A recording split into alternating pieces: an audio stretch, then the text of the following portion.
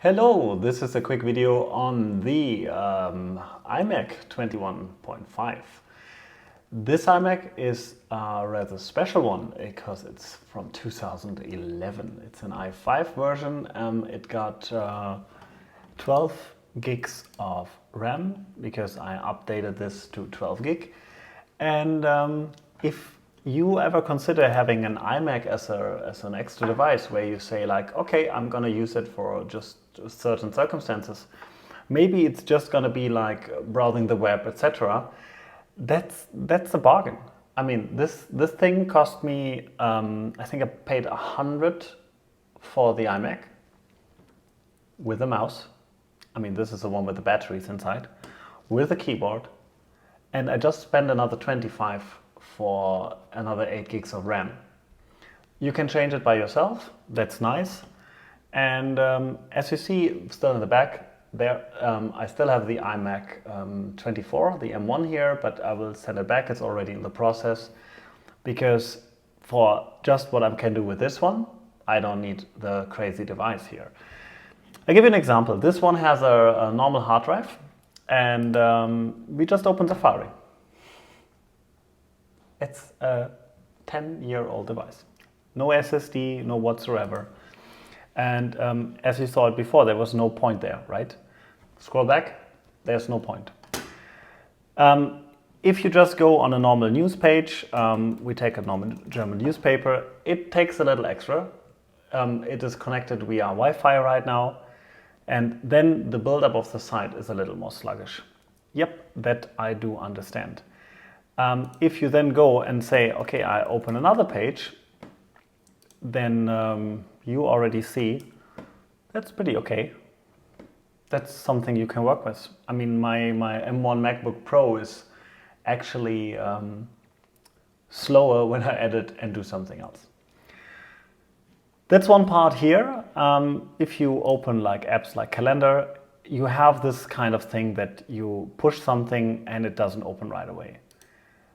This is something which really could be annoying at a certain point, but for all apps, it is this first initial second, and you see it's just being installed, so there's nothing yet on it. But we just went through it. And if I have like programs like Geekbench, where you're gonna start something, you're gonna be able to run something, etc., etc., that all will take a little time. I mean, this is the clear disadvantage here, that opening certain apps. Oops, that's the right window here. To open certain apps, that will take a little longer. I mean, we just found an app here, and we wanted to open Geekbench, etc., etc. And there are some hiccups inside, that it doesn't show you the windows on the proper way, etc., etc. Because you see right now it should be open, and it doesn't give you the window. Here we go. So sometimes it's the user. Please bear in mind. If we run the benchmark and we just leave it running right now while I'm talking to you, it is not the fastest device also from the compute power, but I was surprised. If you think about it, this is a 2011 device and it has an i5 processor, it has 12 gigs of RAM, and leave down in the comment section what you think this device will score.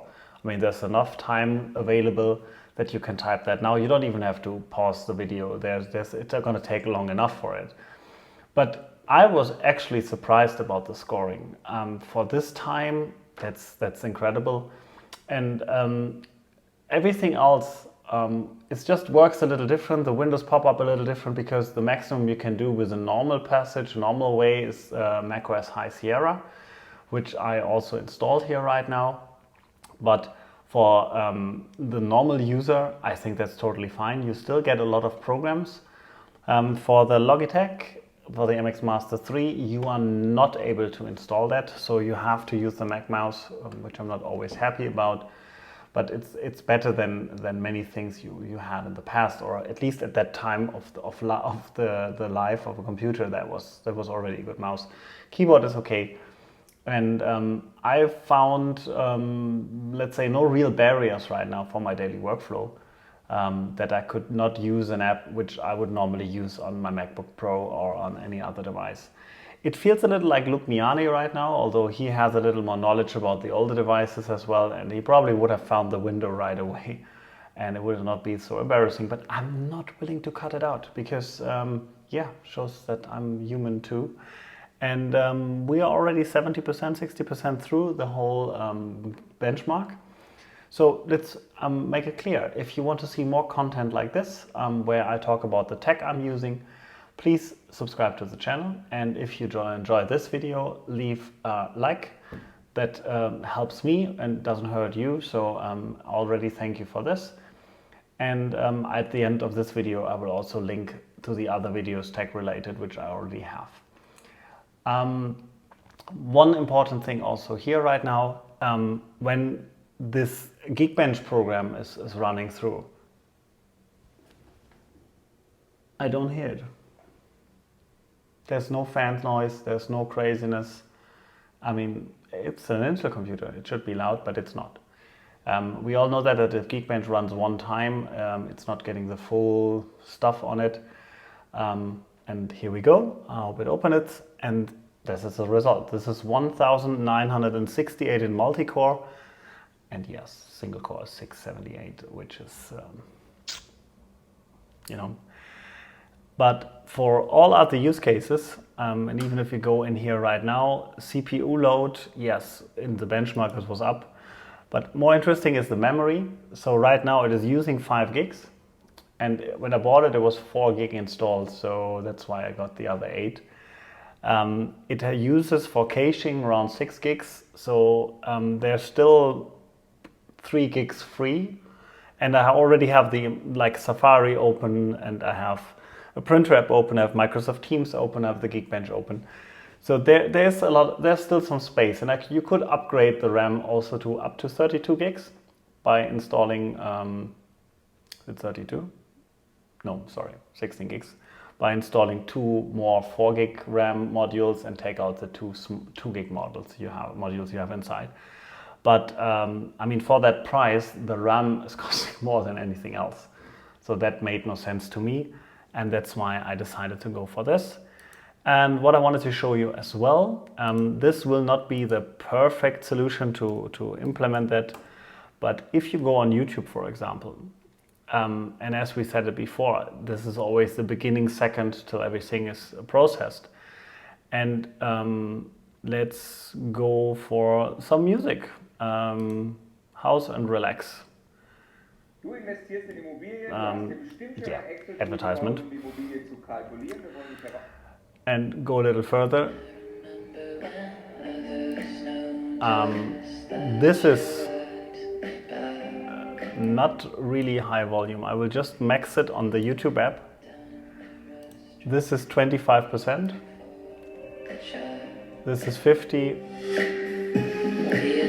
This is 75%. And I think that's still impressive. And also the quality, this is 1080p right now.